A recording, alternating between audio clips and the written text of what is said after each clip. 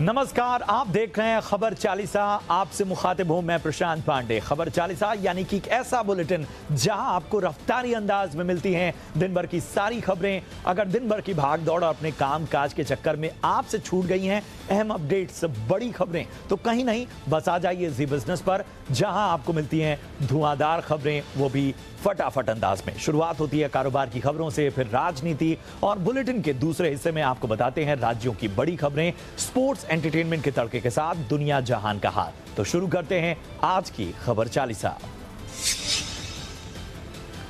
तो दिन भर उतार चढ़ाव के साथ बाजार में सुस्त कारोबार हुआ। हालांकि अंत में बाजार हरे निशान में बंद होने में कामयाब रहे। निफ्टी में 45 अंकों की हल्की बढ़त के साथ 14,683 के स्तर पर निफ्टी बंद हुआ। वहीं सेंसेक्स 42 अंकों की बढ़त के साथ 49,201 के स्तर पर बंद हुआ। बैंक निफ्टी ज्यादा निराश करता नजर आया और दिन के ऊपरी स्तर से 500 पॉइंट से ज्यादा टूटा। आज के कारोबार में फार्मा, मेटल, एफएमसीजी शेयरों में शानदार तेजी देखने को मिली। दूसरी तरफ बैंकिंग, तेल, गैस शेयरों में दबाव देखने को मिला। हालांकि स्मॉल और मिड कैप शेयरों में खरीदारी देखने को मिली। आज के कारोबार में निफ्टी के 50 में से 30 शेयर हरे निशान में बंद होने में कामयाब रहे, जबकि सेंसेक्स के 30 में से 17 शेयरों में बढ़त के साथ बंद हुए। बैंक निफ्टी के 12 में से 7 शेयर तेजी के साथ बंद हुए। मैक्रोटेक डेवलपर्स आईपीओ कल यानी 7 अप्रैल को आ रहा है। ये 9 अप्रैल तक ओपन रहेगा।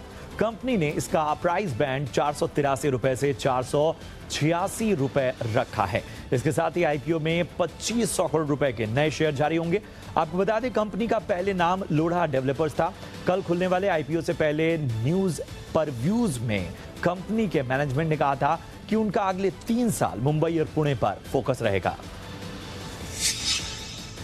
भारतीय इकोनॉमी में जिस तरह की तेज रिकवरी हुई है, उसका फायदा भारतीय शेयर बाजार को भी हुआ है। वित्त मंत्रालय की ओर से जारी आंकड़ों में कहा गया है कि वित्त वर्ष 2020-21 में भारत में जबरदस्त विदेशी निवेश आया।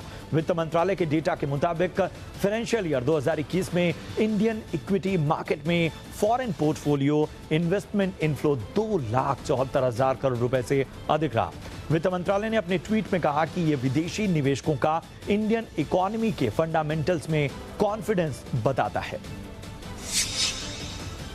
सीआईआई के कॉर्पोरेट गवर्नेंस समिट में सेबी चेयरमैन अजय त्यागी ने कंपनियों को कई नसीहतें दी। उन्होंने कहा कि लंबी मियाद में अच्छे कॉर्पोरेट गवर्नेंस से ही कंपनियों का भला होगा। त्यागी ने कहा कि मीडिया में ऐसा माहौल बनाया जा रहा है कि सेबी को सिर्फ प्रमोटर्स में ही खामी दिखती है और झुकाव माइनॉरिटी शेयर होल्डर्स की ओर रहता है, लेकिन ऐसा नहीं है। प्रमोटर्स के लिए भी कई रियायतें दी गई हैं। उन्होंने कहा कि प्रमोटर्स और माइनॉरिटी शेयर होल्डर्स दोनों के हितों के बीच बैलेंस जरूरी है।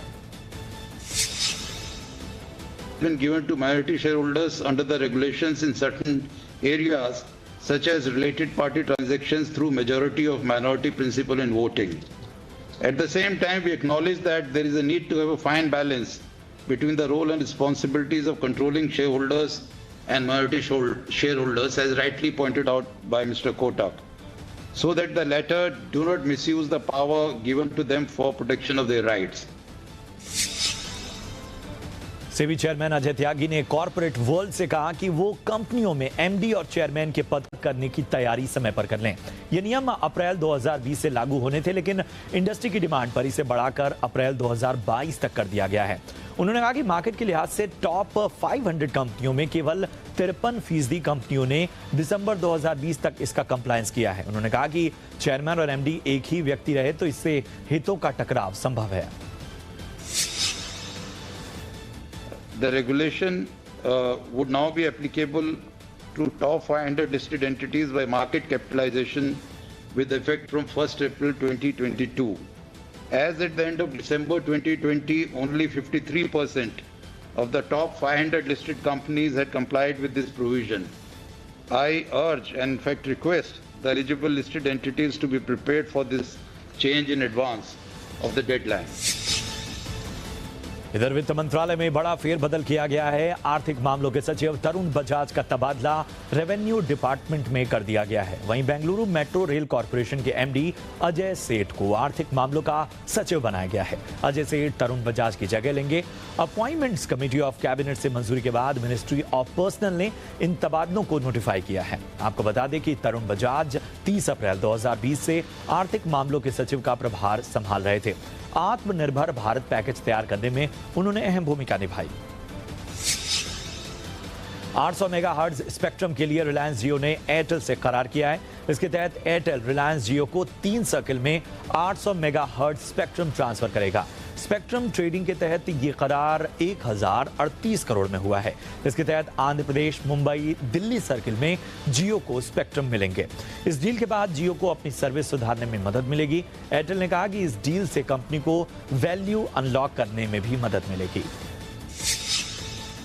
अडानी ग्रुप भारत का तीसरा ऐसा बिजनेस ग्रुप बन गया है जिसका मार्केट कैप 100 अरब डॉलर से ज्यादा है। आज अडानी ग्रुप की कंपनियों के शेयरों में जबरदस्त तेजी देखी गई। इसकी वजह से बीएसई पर अडानी ग्रुप की कंपनियों का कुल मार्केट कैप करीब 106 अरब डॉलर पर पहुंच गया। इस तरह से भारत में अडानी ग्रुप अब सिर्फ टाटा ग्रुप और रिलायंस ग्रुप से ही पीछे है।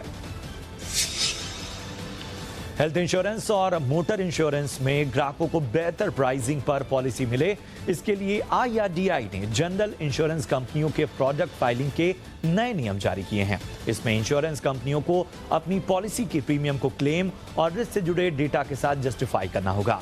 आईआरडीआई से सहमत न होने पर कंपनियों को कीमतें रिवाइज करने के लिए भी कहा जा सकता है। आम पॉलिसी होल्डर्स के लिए ये नियम इसलिए फायदेमंद होंगे क्योंकि पॉलिसी में ट्रांसपेरेंसी आएगी। देश के 5 राज्यों में विधानसभा चुनाव के लिए आज कड़ी सुरक्षा के बीच मतदान हुआ। इनमें तमिलनाडु, केरल, असम, पुडुचेरी और पश्चिम बंगाल शामिल रहे। तमिलनाडु की सभी 234 विधानसभा सीटों पर आज मतदान हुआ, तो केरल में भी सभी 140 सीटों पर वोटिंग हुई। पुडुचेरी में भी वोटिंग की प्रक्रिया पूरी हुई। असम में तीसरे चरण के लिए मतदान के बाद वहां भी प्रक्रिया पूरी हो गई है। अब पश्चिम बंगाल में ही बाकी चरणों के लिए वोटिंग बाकी है। इधर बंगाल में चौथे चरण के लिए प्रचार करते हुए पीएम मोदी ने कूच बिहार में रैली की। उन्होंने कहा कि पहले 2 चरणों की वोटिंग में टीएमसी और दीदी का बाहर होना तय है। ममता बनर्जी के मुस्लिम मतदाताओं वाले बयान पर भी पीएम मोदी ने निशाना साधा। उन्होंने कहा कि आप चुनाव को गालियां देती हैं, लेकिन अगर बीजेपी ने यह कहा होता कि सारे हिंदू एकजुट हो जाओ तो इलेक्शन कमीशन के 8 से 10 नोटिस तो मिल ही गए होते।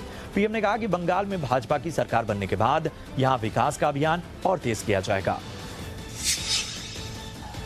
आदरणीय दीदी, ओ दीदी, आप वैसे तो चुनाव आयोग को गालियां देती रहती हैं, लेकिन अगर हमने कहा होता कि सारे हिंदू एकजुट हो जाओ, बीजेपी को वोट दो, तो दीदी ये इलेक्शन कमीशन हमें 8-10 नोटिस भेज देता। इधर बंगाल के अलीपुर द्वार में ममता बनर्जी ने रैली की। उन्होंने वोटर से अपील करते हुए कहा कि अगर बीजेपी डराए तो मत सुनना, क्योंकि वो एक दिन बोलेगा और 365 दिन हम हैं यहां पर। ममता बनर्जी ने कहा कि उन्हें लगातार बीजेपी की हार होने की सूचना मिल रही है। ममता बनर्जी ने कहा कि ट्रंप भी इतना दूर नहीं गया है जितना मोदी ने किया है। उन्होंने आरोप लगाया कि बीजेपी के नेता यहां बैठे हैं। कोरोना के बिगड़ते हालात के बीच स्वास्थ्य विभाग ने बड़ी चेतावनी जारी की है। केंद्रीय स्वास्थ्य सचिव राजेश भूषण ने एक प्रेस कॉन्फ्रेंस में बड़ा खतरा जताते हुए कहा कि अगले 4 हफ्ते बहुत क्रिटिकल हैं। उन्होंने कहा कि देश के कई हिस्सों में खतरनाक हालत है। इस बीच केंद्रीय स्वास्थ्य मंत्री डॉक्टर हर्षवर्धन 11 राज्यों के स्वास्थ्य मंत्रियों के साथ बैठक कर रहे हैं। कोरोना के बढ़ते मामलों को देखते हुए दिल्ली में नाइट कर्फ्यू लगा दिया गया है। रात 10 बजे से सुबह 5 बजे तक कर्फ्यू लागू रहेगा। यह आदेश तत्काल प्रभाव से लागू हो गया है और 30 अप्रैल तक लागू रहेगा। गाइडलाइंस के मुताबिक जो लोग वैक्सीन लगवाना चाहते हैं और उनको छूट होगी। राशन, किराना, फल, सब्जी, दूध, दवा से जुड़े दुकानदारों को ई पास के जरिए ही मूवमेंट की छूट मिलेगी। मीडिया को भी ई पास के जरिए ही मूवमेंट की इजाजत होगी। आईडी कार्ड दिखाने पर इमरजेंसी सेवा से जुड़े लोगों को आने जाने की अनुमति होगी। टिकट दिखाने पर एयरपोर्ट, रेलवे स्टेशन, बस अड्डे पर आने जाने वाले यात्रियों को छूट मिलेगी। इधर देश भर में बीते 24 घंटे में करीब 97,000 नए केस सामने आए हैं, जबकि कोरोना से 446 लोगों की मौत हुई है। फिलहाल देश भर में कोरोना के एक्टिव मरीजों की संख्या 8 लाख के करीब पहुंच चुकी है। पूरे देश में 24 घंटे में कोरोना के 50,143 लोग ठीक हुए हैं। देश में कुल संक्रमितों की संख्या 1,26,00,000 के पार जा चुकी है। इधर कोरोना की मार से सबसे ज्यादा प्रभावित राज्य महाराष्ट्र है। यहां बीते 24 घंटे में 47,000 से ज्यादा नए केस रजिस्टर हुए हैं। 155 लोगों की मौत हुई है। महाराष्ट्र में कोरोना से मृत्यु दर 1.83% हो चुकी है। महाराष्ट्र फिलहाल 4.5 लाख से ज्यादा एक्टिव केस के साथ सबसे ऊपर है। मुंबई की बात करें तो 24 घंटे में करीब 10,000 नए केस आए और 21 लोगों की वायरस ने जान ले ली। इधर महाराष्ट्र में 30 अप्रैल तक जरूरी सेवाओं को छोड़ बाकी सभी दुकानें बंद रखने के फैसले से कारोबारी नाराज हैं। इस फैसले का मुंबई समेत राज्य के कई व्यापारी संगठन भारी विरोध कर रहे हैं। महाराष्ट्र के सबसे बड़े कारोबारी संगठन federation of association of Maharashtra यानी फैम ने राज्य सरकार से अपने फैसले में सख्त SOPs के साथ दुकानें चालू रखने की मांग की है। महाराष्ट्र सरकार की जो दुकानें बंद करने का फैसला है, ये सारे व्यापारी वर्ग में आक्रोश फैल चुका है। सब नाराज हैं, सब परेशान हैं। पिछले 1 साल से जो कोरोना के कारण जो लॉकडाउन हुआ था, उसकी जो मार झेलते झेलते बहुत मुश्किल से उबर पाए थे और ये फिर से लॉकडाउन। आप कोई भी रास्ता निकालिए, कुछ भी ऑल्टरनेट निकालिए, आप अपना विजिल बढ़ा दीजिए। इधर भारतीय जनता पार्टी आज अपना 41वां स्थापना दिवस मनाती दिखी। इस मौके पर प्रधानमंत्री नरेंद्र मोदी ने बीजेपी कार्यकर्ताओं को संबोधित किया और कहा कि आज बीजेपी भारत की विविधता की अनेकता में एकता की प्रतीक है। इस दौरान उन्होंने कहा कि बीजेपी चुनाव जीतने की मशीन नहीं बल्कि दिल जीतने वाला एक अभियान है। पीएम ने कहा कि बीजेपी से गांव गरीब का जुड़ाव इसलिए बढ़ रहा है क्योंकि पहली बार अंत्योदय को लोग साकार होते देख रहे हैं।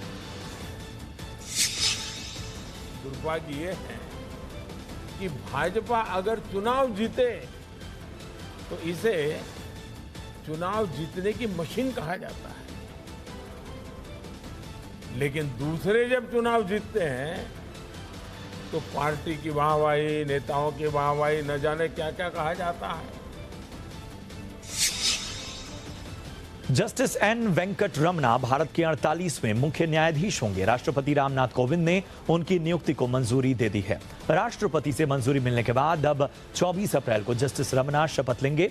जस्टिस रमना वर्तमान चीफ जस्टिस एस.ए. बोबडे के बाद सुप्रीम कोर्ट के दूसरे सबसे वरिष्ठतम जज हैं। 24 मार्च को वर्तमान चीफ जस्टिस एस.ए. बोबडे ने उनके नाम की सिफारिश सरकार को भेजी थी।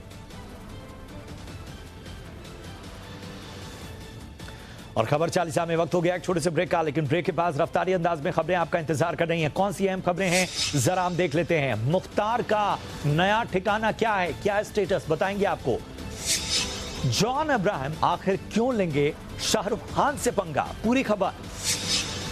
रॉयल चैलेंजर्स बेंगलुरु को बड़ी राहत मिली है IPL के लिहाज से, बड़ी खबर है, बताएंगे आपको ब्रेक के बाद।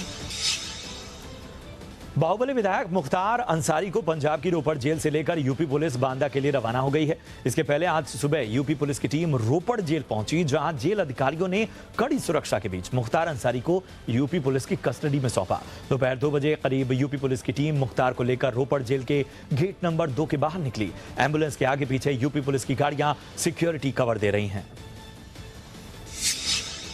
उत्तर प्रदेश की योगी सरकार एक और जहां बाहुबली मुख्तार अंसारी को वापस यूपी की जेल ला रही है, वहीं कांग्रेस के बाहुबली नेता अजय राय की सुरक्षा में लगे सरकारी गनर को हटाने के साथ उनके शस्त्र लाइसेंस को भी निरस्त कर दिया गया है। इस कार्रवाई से भड़की कांग्रेस ने इसे बदले की भावना बताया। महाराष्ट्र के पूर्व गृह मंत्री अनिल देशमुख के मामले में महाराष्ट्र सरकार ने बॉम्बे हाईकोर्ट के आदेश को चुनौती दी है। महाराष्ट्र सरकार ने हाईकोर्ट के फैसले के खिलाफ सुप्रीम कोर्ट में याचिका दाखिल की है। महाराष्ट्र सरकार की ओर से अभिषेक मनु सिंह भी पैरवी करेंगे। बता दें कि बंबई उच्च न्यायालय ने देशमुख पर लगे भ्रष्टाचार के आरोपों की CBI जांच का फैसला सुनाया है। मुंबई पुलिस के पूर्व प्रमुख परमबीर ने उन पर भ्रष्टाचार के आरोप लगाए थे, जिस पर अदालत ने CBI जांच का आदेश दिया है।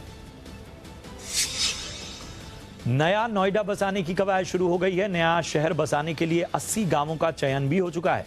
अब मास्टर प्लान कैसा हो, किस तरह की तैयारी की जाए, इस पर काम चल रहा है। लेकिन उससे पहले नए शहर के लिए इंडस्ट्री और कर्मचारियों की संख्या का सर्वे किया जाएगा। मौजूदा वक्त में ट्रैफिक कितना है और वाहनों की संख्या को लेकर भी सर्वे कराया जाएगा। जानकारों की माने तो मास्टर प्लान बनाने में कम से कम 1 साल का वक्त लगेगा। 2031 को ध्यान में रखते हुए मास्टर प्लान तैयार किया जाएगा। सेंट्रल रेलवे ने मुंबई से गोरखपुर, पटना, दरभंगा के लिए स्पेशल ट्रेनें चलाने का ऐलान किया है। साथ ही रेलवे ने 4 शताब्दी एक्सप्रेस, 1 दुरंतो स्पेशल समेत कई ट्रेनों को फिर से चलाने का ऐलान किया। इसकी जानकारी खुद रेल मंत्री पीयूष गोयल ने ट्वीट करके दी।